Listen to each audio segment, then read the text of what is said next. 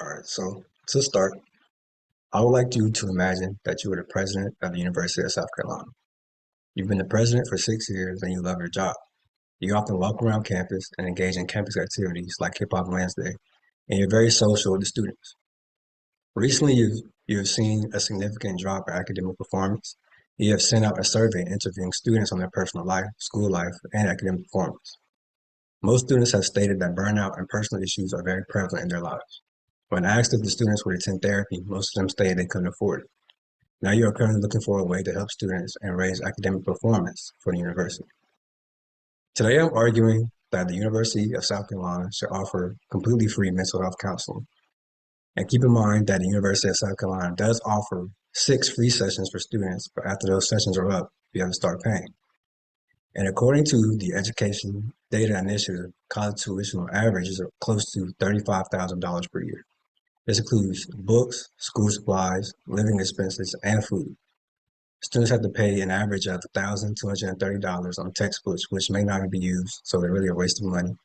And students have to pay around $8,000 to $12,000 for dorms either on or off campus. Students already have to pay an arm and a leg just to be on campus, so free counseling should be a luxury instead of an expensive service. The next Forbes found that in 2022, a session of therapy is in the range of $100 to $200, which after your first 6 sessions can start to add up over the weeks. Some students can't afford to work due to a workload of classes, and saving hundreds of dollars for a college student can be very difficult due to other living expenses. Since there are 16 weeks per semester, after the first 6 sessions, you could be spending a total of $1,000 to $2,000 on counseling sessions for the rest of the semester, which can steer some students away due to large expenses. Next, the Mayo Clinic has found that 1 out of every 3 college students experience some type of depression or anxiety during their college life. As many as 75% of students who struggle with depression and anxiety are reluctant to seek help. This increases the risk of harmful outcomes such as dropping out of college, poor academic performance, suicide, and substance abuse. This hurts the college community since one of our own is struggling so great. The students who are most at risk are low-income students, students of color, female students, students who identify as LGBTQ+, students, and students who are caregivers of children or adults. And you or someone you know could fit into one of these groups, so maybe free counseling could be helpful for you or them. And lastly, according to the Clinical Guideline Practice Organization, it takes on average of 15 to 20 sessions to see any results. And results may differ from individual to individual, but 6 sessions is not nearly enough to see significant results. It has been shown that students who seek help and taking care of their mental health have had increases in their overall well-being, as well as a boost in academic performance. Webster University has now started offering free mental health services for all their students, as well as anyone living in South Carolina.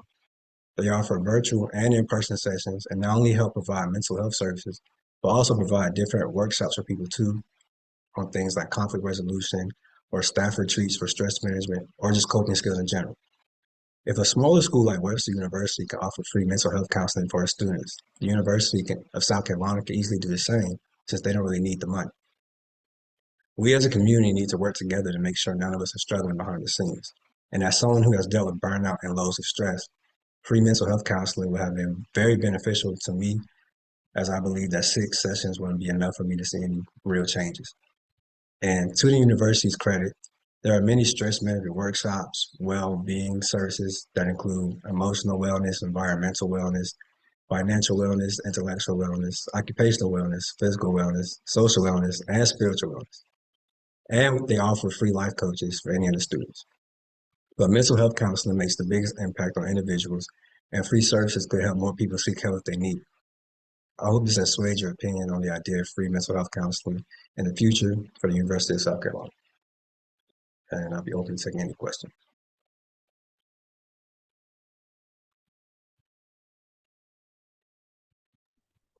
I thought that was really good. Do you think that like South Carolina should keep pushing and like keep doing all of the workshops that they do, or do you think that they should just primarily focus on like getting free therapy for students and like advocating on that? Personally, I think they should keep doing like the other like workshops also because you know you can go to a counseling session and talk, but sometimes you might not take like what they're saying back with you. And if you also attend the workshops, you can have tools to help yourself and you're not in counseling. So I think they both be beneficial. I agree. That was good. Yeah, I also agree. I think that free counseling would be really good. I do have one question, just like if counseling were to get free and everything, do you see an issue with like overbooking and like how would that be handled? So I think that if you're currently like in the counseling profession, like getting your master's or doctorates, you should be able to offer services like under supervision as one step. And I think we should like split the counselors up as like emergency services. So like for things that are like really urgent, you go to them immediately. And those that just need like someone to talk to, you have like a more casual counselor, something like sort of like that.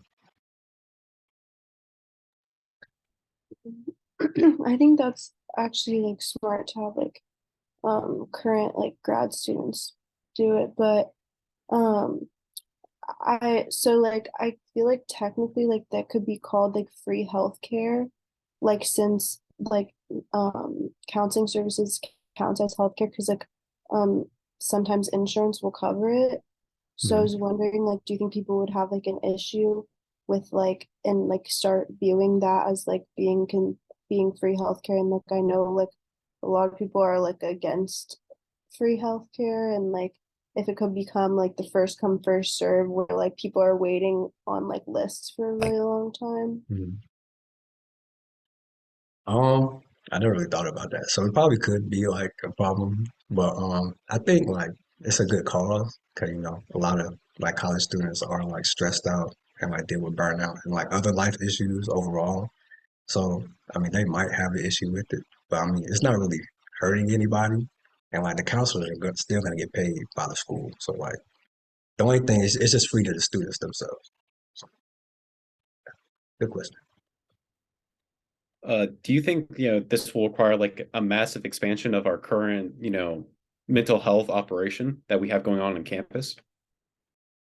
Most likely, but I think that we can. It's a lot of like counseling services around the school also. So like if it's starting to get overbooked, we can do outreach services, like virtual counseling, things like that, just in case like it starts getting like a huge overload. Do you think when people want to sign up for it, they can fill out like a survey or something for what they want to receive counseling for to make it more relative to the person? Like, so you're speaking with someone that knows how to help. Do you know what I'm saying? Yeah, I got you.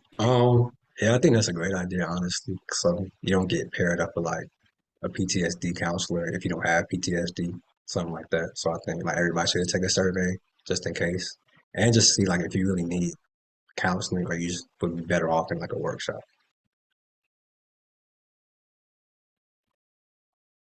Any more questions? All right, cool. Thank you, everybody.